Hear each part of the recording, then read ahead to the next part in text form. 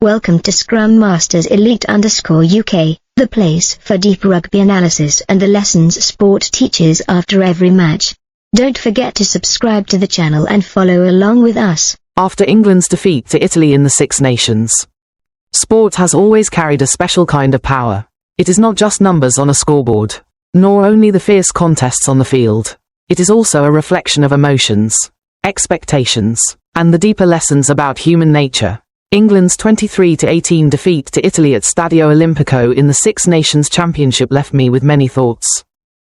It was not simply a loss.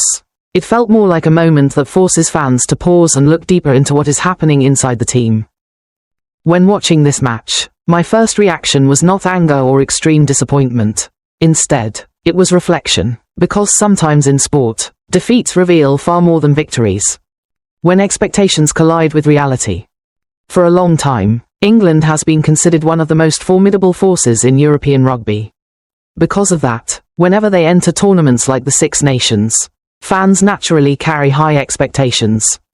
However, this match against Italy presented a different reality. The scoreline of the 23rd to the 18th of May not look like a huge gap. But the way the game unfolded made it clear that England failed to control the match during the most crucial moments. That is what makes this defeat particularly thought-provoking. At the highest level of sport, the team that performs better in a few moments does not always win. What truly matters is the ability to maintain consistency and composure during the decisive phases of the match.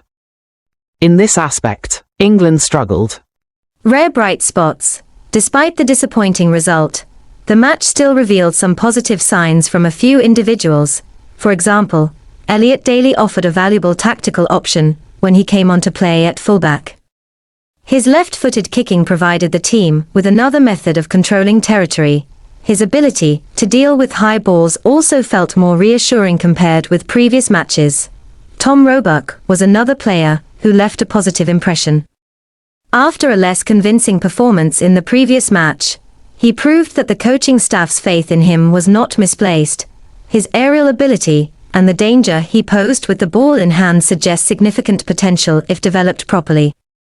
Cadan Murley also looked fairly solid defensively, particularly in aerial contests. Although he did not have many opportunities to showcase his attacking ability, these bright spots may be small, but they still offer hope, because in any difficult period for a team, the most important thing is to identify positive signs to build on for the future. Where do the bigger problems lie? Looking at the bigger picture, the match exposed several systemic issues. One of the most noticeable was the lack of cohesion in England's play. Rugby is a sport that demands extremely tight coordination between units. When one link in the system fails to function properly, the entire tactical structure can be affected. In this match, many England players seemed forced to fend for themselves too often. Ben Earl was the clearest example.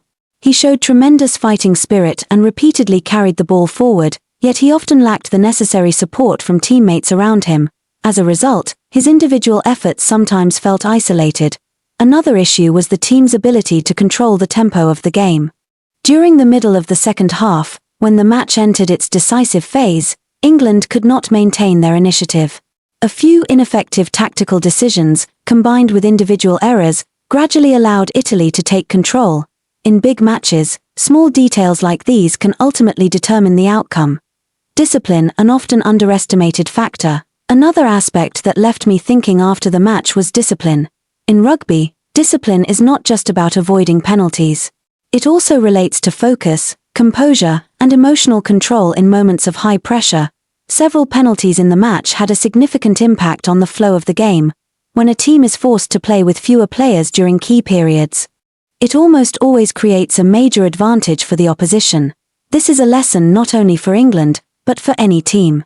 Controversial tactical decisions. Another topic widely discussed after the match was the use of the bench. In modern sport, substitutes are no longer simply replacements for injuries.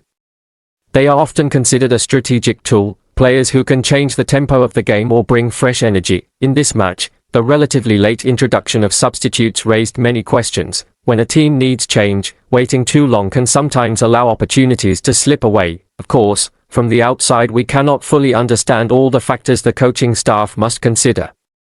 But the final result inevitably turned those decisions into a subject of debate, a lesson beyond the match. As someone who loves sport, I believe fans have every right to feel disappointed after a defeat. At the same time, we should maintain fairness and respect for the athletes' efforts. Behind every match are months of training, immense media pressure, and the weight of public expectations. No one steps onto the field hoping to lose. For that reason, rather than reacting with extreme criticism, perhaps it is more useful to view this defeat as an opportunity to learn. Reflecting on this match, I realized that sport often mirrors life itself. Sometimes we prepare carefully and set high expectations, yet the outcome still does not go our way. What matters most is not whether failure occurs, but how we respond afterward. Do we dare to confront our mistakes? Are we willing to change in order to improve? These are questions not only for athletes, but for anyone in life. The beauty of uncertainty in sport. This match also reminds fans of something important. Sport does not always follow the script we expect. Strong teams can lose. Underdogs can create surprises. That uncertainty is exactly what makes sport so compelling. The most beautiful quality of a fan is not only cheering when their team wins, but also showing patience and loyalty during difficult times. A broader lesson for sport. From a wider perspective, this match also offers lessons for the sporting community. Sustained success does not come from a few outstanding individuals, but from the cohesion of the entire team. A strong team needs not only talent, but also sound tactics, high discipline, and the ability to adapt in difficult situations. Those are the factors that separate a good team from a truly great one. England's defeat to Italy at Stadio Olimpico will undoubtedly be discussed for some time.